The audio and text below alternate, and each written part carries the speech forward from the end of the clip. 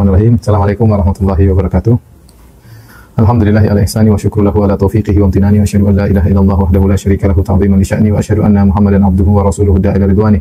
Allahumma shalli alaihi wa ala alihi wa ashabihi wa ikhwani.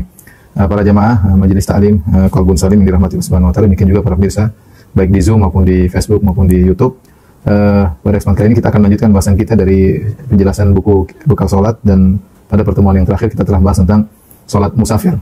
Nah, pada kesempatan kali ini kita akan bahas tentang salat orang yang sakit. Ya, kita tahu bahwasanya salat adalah kewajiban yang tidak pernah gugur selama seorang masih sadar, ya, selama akalnya masih bisa berpikir, maka dia wajib untuk salat. Justru orang-orang tatkala dalam kondisi sakit hendaknya dia mendekatkan dirinya kepada Allah Subhanahu wa taala. Karena dia tidak tahu apakah dia masih bisa hidup lama ataukah dipanggil oleh Allah Subhanahu wa taala, ya.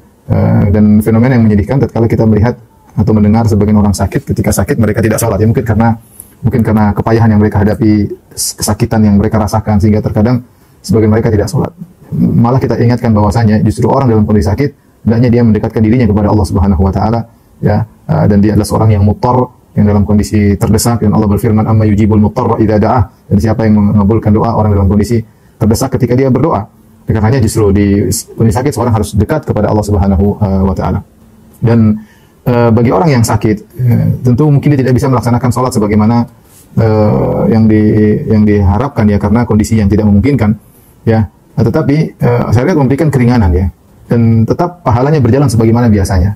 Sebagaimana dalam hadis kata Nabi sallallahu alaihi wasallam, "Idza maridal 'abdu aw safar, kutiba lahu ma kana ya'malu minhu muqiman sahihan." Kata Nabi sallallahu alaihi wasallam, jika seorang safar atau sakit, tetap dicatat bagi dia amalan yang biasa dia kerjakan ketika dia dalam kondisi mukim dan dalam kondisi sehat.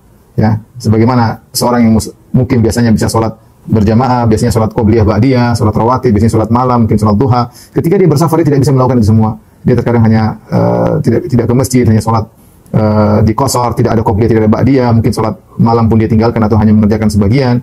Dia mungkin tidak bisa puasa sunnah sebagaimana ketika dia mukim. Tapi selama dia bersafar, tetap argo pahalanya berjalan. Karena Allah nilai adalah kebiasaan dia sebelum ada uzur. Kebiasaan dia sebelum ada uzur. Demikian juga orang ketika sehat. Ketika sehat ternyata dia biasanya sholat qobliyah ba'diyah, biasanya sholat malam, biasanya sholat tahajud, biasanya kemudian sholat duha, ya, dan dia melakukan sholat. Demikian juga ibadah-ibadah yang lain. Mungkin dia ketika sehat dia banyak bersedekah, banyak bersilaturahmi, sering kontak ke kawan-kawan, menyenangkan hati banyak orang. Ketika dia mulai sehat, ya, ketika dia sakit dia tidak bisa melakukan itu semua. Dia tidak bisa melakukan itu semua. Ya, ketika dia tidak bisa melakukan itu semua, syariat tetap memberikan pahala yang mengalir, argo pahala tetap berjalan, karena yang menjadi patokan syariat adalah kebiasaan dia sebelum dia mendapat uzur.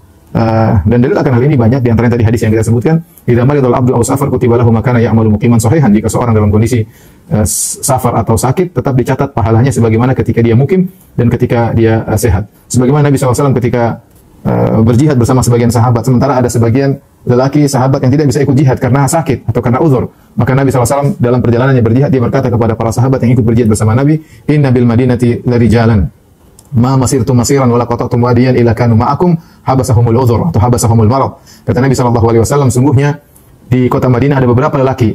Tidaklah kalian wahai para sahabatku berjalan menempuh suatu jalan kecuali mereka berjalan bersama kalian. Tidaklah kalian melewati suatu lembah kecuali mereka juga melewati lembah bersama kalian. Habasahumul uzur, mereka hanya terhalang oleh uzur.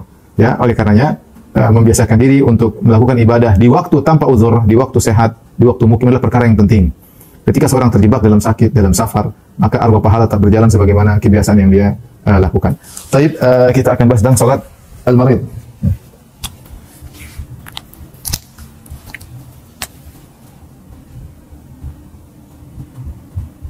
Salat orang sakit.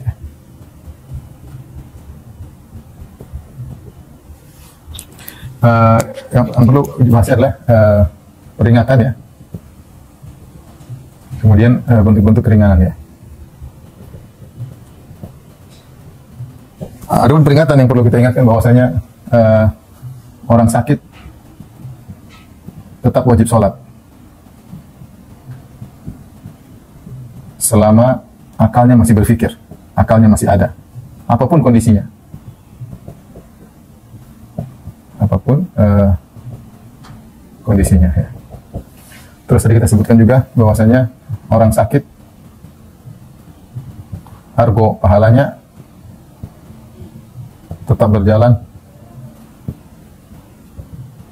atas amal-amal soleh yang biasa ia kerjakan ketika dalam kondisi sehat.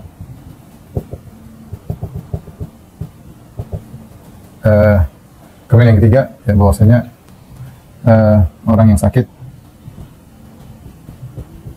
mendapat keringanan,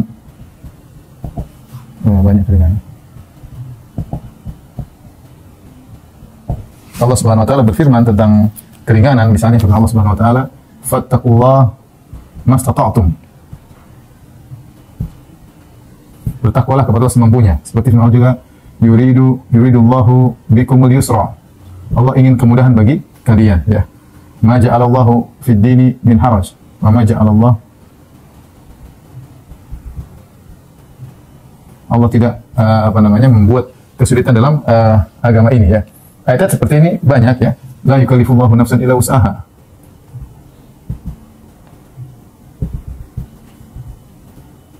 Allah tidak memberi luar kemampuan seseorang. Terus peringatan yang perlu kita ingatkan juga bahwasanya orang sakit dalam kondisi muttar, al-muttar, terdesak, dan doa orang terdesak dikabulkan. Terdesak untuk dirinya, ya, dikabulkan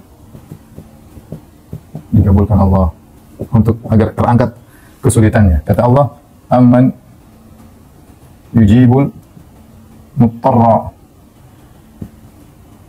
idza da'a wa yakshifus su'a wa yaj'alakum khulafa'al ard.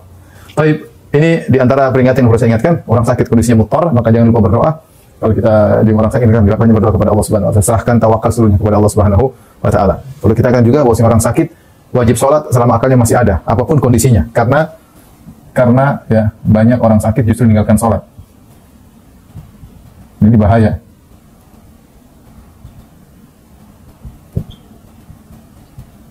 Nah, kemudian orang sakit, ingat di antara kemudian syariat agar pahalanya tak berjalan atas amal-amal yang biasa dikerjakan ketika dalam kondisi sehat. Yang keempat, orang sakit mendapatkan banyak keringanan, ya, banyak keringanan. Nah, kita ingin bahas apa sih bentuk-bentuk keringanan yang diberikan oleh Allah kepada orang yang sakit. Bentuk keringanannya banyak, ya. Di antaranya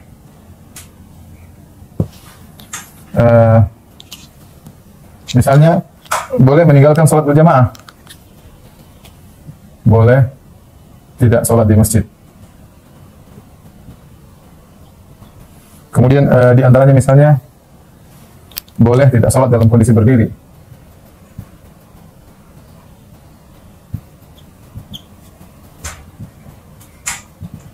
Kemudian di antaranya misalnya boleh menjamak sholat. Menjamak sholat, ya. Tapi tidak mengqashar, bukan mengqashar. Karena yang mengqashar itu musafir, bukan mengqashar. Boleh menjamak sholat, boleh tidak sholat dalam kondisi berdiri, boleh tidak sholat di masjid. Dalam kondisi tertentu boleh sholat tanpa bersuci. Dalam kondisi tertentu, ya, kondisi tertentu boleh sholat dengan meninggalkan sebagian syarat, ya, atau rukun. Tadi kita sudah jelaskan, atau syarat atau rukun. Tapi ini ikhwan dan akhwat yang dirahmati Allah Subhanahu wa taala, para jamaah Masjid Salim Qalbul Salim, ini di antara beberapa keringanan yang Allah berikan kepada orang yang sakit, ya. Di antaranya dia boleh tidak sholat di masjid, ya. Karena kita tahu bahwasanya laki-laki pendapat yang kuat bahwasanya sholat di masjid hukumnya wajib. Paling tidak sunnah muakkadah, sunnah yang sangat ditekankan pergi ke masjid. Tapi jika seorang sakit, dia tidak mampu ke masjid, maka tidak harus ke masjid. Nabi SAW ketika sakit, beliau tidak sholat di masjid. Beliau berusaha ke masjid namun tidak mampu, sehingga beliau akhirnya sholat di rumah, ya. Sholat di rumah. Ada satu lagi yang saya sampaikan, saya lupa di sini. Jenis sakit bagaimana yang mendatangkan uzur?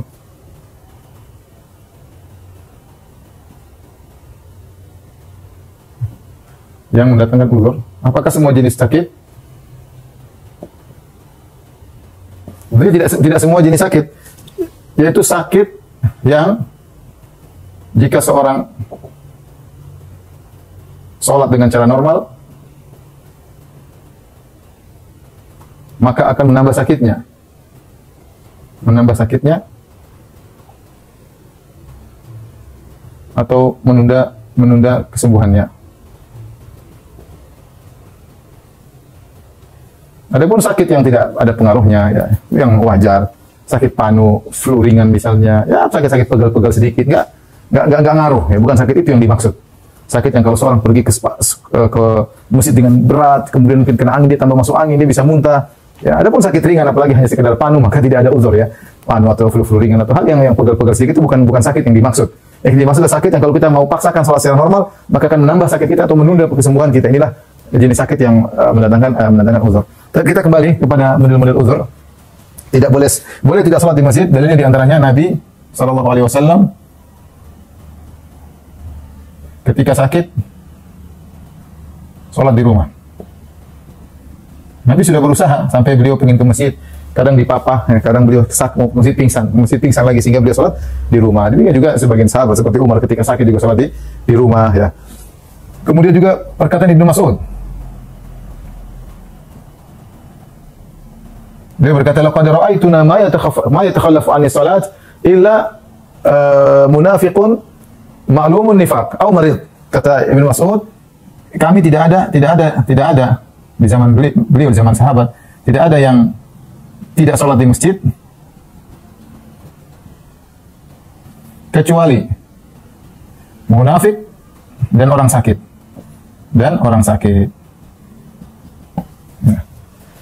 Dari sini ketika boleh seorang sakit tidak ke masjid, maka boleh juga bagi dia maka boleh tidak Jumatan, maka otomatis maka boleh tidak sholat Jumat.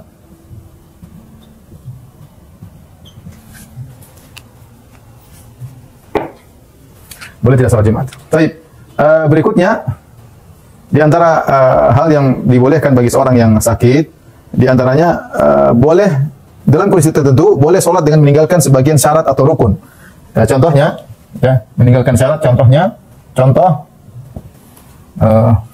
boleh sholat tidak menghadap kiblat. Ini contohnya tidak mampu, mau apa lagi? Menghadap kiblat. Misalnya ketika dia sedang sholat, dia tidak mampu, tidak ada yang mengarahkan dia ke arah kiblat, dia terkapar di atas tempat tidur, tidak ada yang bisa menggerakkan dia hanya menghadap berlawanan dengan kiblat misalnya, dia boleh sholat, tidak ada masalah. Selama dia akalnya masih jalan, dia harus sholat meskipun tidak menghadap kiblat. Contoh lagi, bahkan boleh ya sholat tanpa bersuci, boleh ya. Kalau dia tidak bisa menggunakan air, maka dia boleh bertayamum. Banyak orang sakit tidak bisa menggunakan air, maka silakan dia bertayamum. Boleh dia siapkan pasir di sampingnya. Kapan dia butuh dia tayamum ya. Cuma mudah kedua tangan sama kaki, kedua telapak tangan sama wajah. Boleh. Dan dalam kondisi tertentu dia tidak bisa tayamum. Kenapa? Dia tidak bisa bergerak dan tidak ada orang bantu dia untuk mentayamumkan dia. Maka dia sholat apapun kondisinya. Bahkan bisa jadi ya, dia sholat dalam kondisi berhadas, dalam kondisi ada najis ya. Najis di badan dan pakaian. Pokoknya jangan ninggalin sholat ya, maksud saya. Bisa jadi darurat. Dia pempes mungkin kotoran, ada yang bersihkan. Dia nggak mungkin nyuruh perawat untuk membersihkan. Dia mungkin miskin. Bagaimana mau bayar perawat kalau mungkin dia di ruang kelas eksklusif sehingga perawat melakukan apa yang dia inginkan. Oke, tapi banyak orang sakit tidak memiliki apa-apa ya. Apalagi mau perintah perawat, mau cipokin dia, mau dia apa, dia nggak mampu. Sudah, gimana lagi? Fattaqullaha masata'tum, bertakwalah semampumu, maka bisa jadi dia sholat tanpa harus bersuci ya. Ya, ini contoh meninggalkan syarat atau rukun. Kalau meninggalkan rukun, contohnya adalah seperti tidak berdiri. Berdiri adalah rukun sholat. Ruku adalah rukun, misalnya ya, seperti rukun sholat dia tidak berdiri. Contoh ya. Kemudian di antara keringanan yang diberikan kepada orang yang sholat, boleh menjamak sholat boleh menjamak sholat tapi bukan mengqashar. Karena qashar itu hanya untuk orang musafir. Ya, karena qashar hanya untuk orang musafir. Saya sering ditanya itu, orang sakit musafir. Ustaz, boleh nggak diqashar? Enggak. Kalau Anda dalam kondisi sakit dan musafir, maka silakan qashar. Lagi bersafar kemana sakit, masuk rumah sakit, lagi di Mekah, lagi di Madinah, tahu-tahu sakit, masuk rumah sakit, ya silakan qashar. Tapi kalau Anda dalam kondisi mukim, tidak dalam kondisi musafir, maka hanya boleh untuk menjamak sholat. Hanya boleh untuk menjamak sholat. Rasulullah SAW pernah perang Tabuk, Rasulullah SAW pergi sampai pulang, beliau selalu menjamak maghrib, isya, zuhur, asar. Maka ditanya, kenapa dia melakukan demikian? Di Allah yuhrija ummatahu, agar Nabi tidak merepotkan umatnya. Sebagaimana juga dalam hadis Ibnu Abbas kalau tidak salah, Rasulullah SAW jama'a baina sholatain, Rasulullah SAW menjamak sholat min ghairi matarin wala khaufin. Rasulullah jamak sholat tanpa ada hujan, tanpa ada rasa takut. Ditanya, kenapa bisa demikian Ibnu Abbas? Li Allah yuhrija ummatahu, agar tidak merepotkan umatnya. Jadi jika ada kesulitan, jika ada kepayahan, jika ada ya, jika ada kepayahan, ada kesulitan, boleh jamak. Boleh jamak. Boleh jamak, dan jamak ini apa namanya? Umum ya, boleh. Kesulitan di sini umum. Kesulitan di sini umum, termasuk diantaranya sakit. Yang kita tidak ragukan bahwasanya sakitlah kesulitan yang berat ya. Sangat berat, apalagi dia harus menginap di rumah sakit. Maka tidak mengapa dia sekali sholat langsung dia jamak zuhur, asar, maghrib dan isya ya. Adapun qasar tidak boleh kecuali bagi orang yang musafir. Kemudian boleh tidak sholat dalam kondisi berdiri ya. Boleh tidak sholat dalam kondisi berdiri. Insya Allah kita bahas di sini. Ya, tolong dihapus. Bagaimana cara sholat orang yang dalam kondisi tidak berdiri? Berkaitan dengan orang yang kondisi orang sakit yang tidak mampu berdiri dalam sholat. Nabi SAW bersabda, ya, "Sholli qa'iman, fa illam tastati' fa qa'idan, wa illam tastati' fa ala jamb." Ya. Kata Nabi SAW, sholatlah berdiri. Jika tidak mampu, maka duduk. Jika tidak mampu, maka berbaring.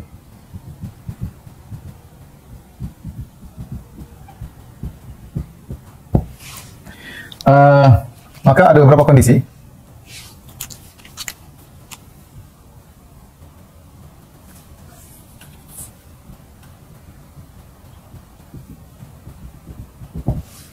Yang pertama, ikhwan dan akhwat yang dirahmati Allah Subhanahu wa taala, yang pertama, jika mampu berdiri, ya, jika sakit tapi mampu berdiri, tetap wajib berdiri. Pertama. Yang kedua, ya, jika mampu berdiri dengan bantuan, jika tidak mau berdiri kecuali dengan bantuan pegangan, maka hendaknya tetap berdiri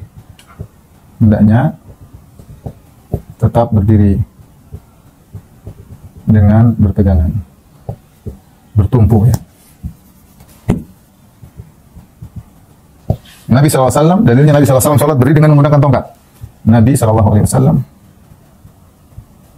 pernah sholat berdiri ketika sudah tua, sudah agak gemuk, sholat berdiri dengan bertumpu kepada tongkat.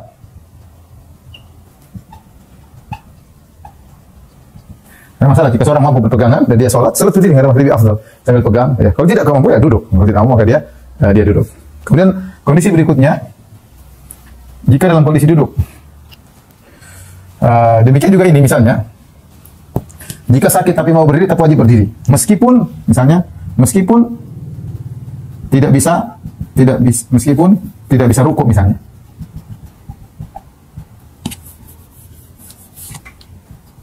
Meskipun tidak bisa rukuk.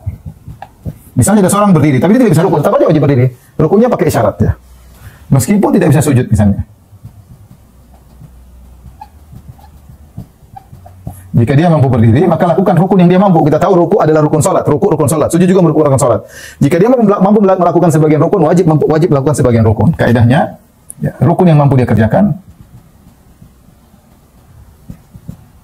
maka hendaknya dikerjakan.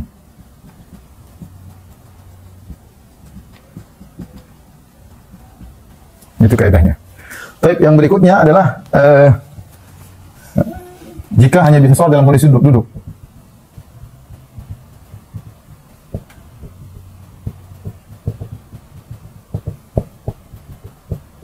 Baik, sunnahnya, perhatikan sunnahnya,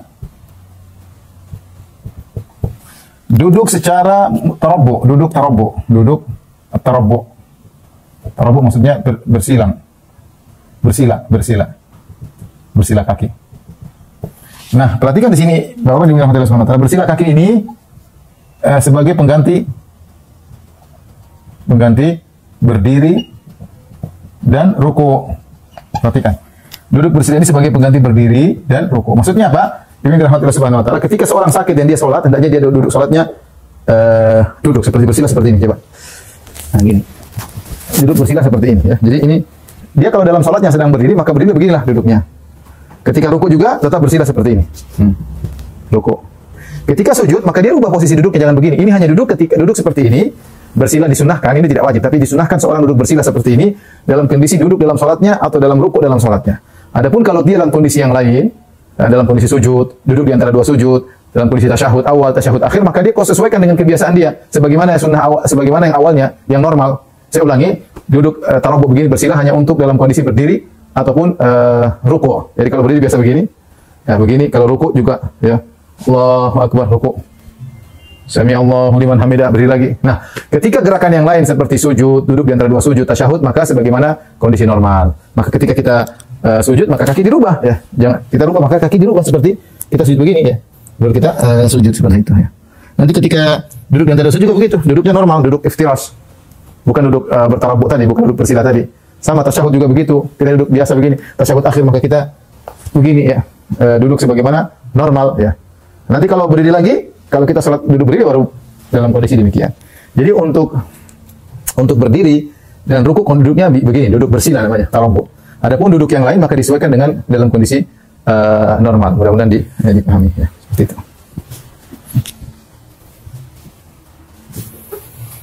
Baik, jadi duduk tarabbu sebagai pengganti berdiri dan ruku. Adapun kondisi duduk yang lain seperti sujud, kondisi yang lain seperti adapun kondisi yang lain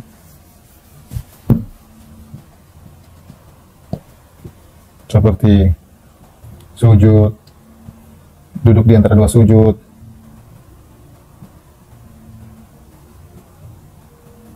atau dalam kondisi tasyahud awal dan akhir ya, maka normal sebagaimana kondisi normal ya.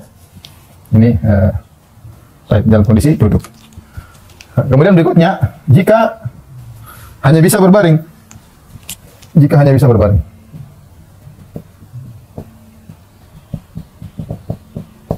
Berbaring secara umum ada dua kondisi. Yang pertama, jika mampu maka berbaring miring di mana wajah menghadap kiblat. Ya. Berbaring miring wajah menghadap kiblat. Ini bisa dua, di atas lambung kanan atau di atas lambung kiri. Dua-duanya boleh, tapi yang paling utama lambung kanan, lambung kiri. Jadi misalnya kiblat di sana, maka saya berbaring begini. Berbaring, kepala saya menghadap kiblat. Ya, berbaring. Jadi saya berbaring di atas lambung kanan. Kemudian saya sholat, gerakannya saya sesuaikan, ruku saya agak begini, sujud saya agak, pokoknya semampu saya. Tapi saya berbaring begini, ini seperti orang kalau dikubur ya, dibaringkan, kemudian wajahnya menghadap ke kiblat. Seandainya saya balik lambung kiri, dibalik begini boleh juga. Boleh, tidak mengapa. Tetapi yang utama adalah dengan lambung kanan, kata Rasulullah lebih senang yang kanan. Karena yu'jibuhu tayammunu, kata Aisyah radhiyallahu ta'ala anha, karena Nabi sallallahu alaihi wasallam yu'jibuhu tayammunu fi tana'ulihi wa tarajjulihi wa fi tuhuri wa fi sya'nihi kulli. Adalah Nabi sallallahu alaihi wasallam lebih suka mendahulukan yang kanan ketika menyisir rambut, ketika memakai sendal, ketika bersujud dalam segala kondisinya. Tapi dua-duanya boleh ya, boleh. Nah, kemudian kalau kita sudah lambung gini ya, sesuai dengan kemampuan. Mungkin ruku agak tunduk, kemudian sujud agak tunduk. Kalau tidak mampu ya kepala isyarat. Oke. Baik, kondisi kedua, jika tidak mampu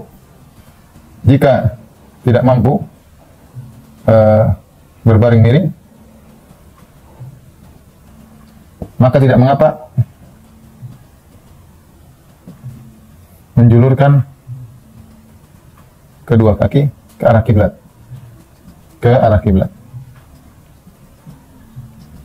dan wajah lurus ke kiblat. Maksudnya bagaimana? Kalau tadi saya berusaha miring, sekarang saya begini, terlentang gini, ini kiblat begini. Jadi saya tidur, kaki saya ke arah kiblat, wajah saya angkat ke arah kiblat. Ya salat begini, Allahu Akbar. Nanti kalau mau ruku saya agak angkat sedikit, sujud saya agak. Saya mampu, kalau nggak mampu ya pakai kepala aja. Tapi saya begini salatnya, kaki ke arah kiblat. Kalau tadi kan kaki ke arah sana, kepala sini menghadap kiblat. Kali lambung kanan, lambung kiri, kaki sebelah sana, kepala sini menghadap kiblat, wajah begini miring. Kalau ini enggak, ya. Nanti bisa lihat di buku buka salat ya. Ini kaki menghadap sana, kemudian wajah menghadap sana. Semua ini boleh salat juga demikian. Ya. Jika hanya bisa berbaring, maka bisa dua kemungkinan, berbaring miring atau menjulurkan kaki ke arah kiblat. Tapi jika tidak mampu semuanya, jika tidak mampu semua gerakan, maka sholat dengan isyarat. Maka sholat dengan isyarat mata. Isyarat mata.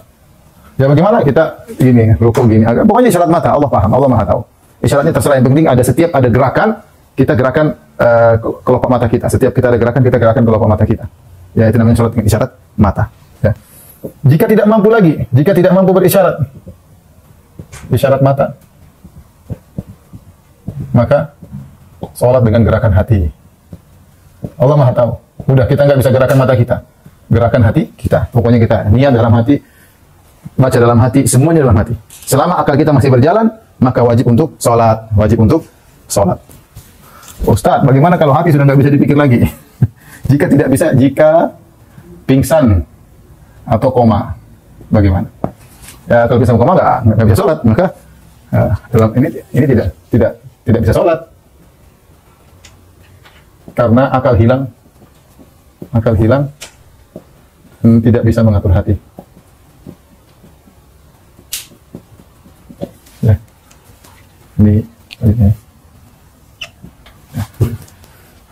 Jika sudah pingsan koma, tidur ya udah mau diapain, nggak bisa sholat.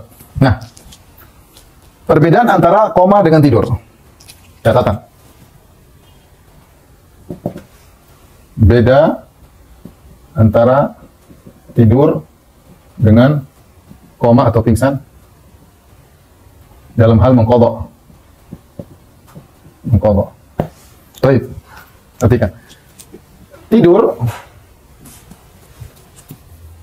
jika bangun dari tidur, sepakat ulama untuk mengqadha sholat yang tertinggal, mengqadha sholat yang ketiduran. Nabi SAW bersabda, "Man nama an sholatin aw nasiha falyusalliha idza dzakaraha." Kata Nabi SAW, "Man nama an sholatin aw nasiha falyusalliha idza dzakaraha." Siapa yang ketiduran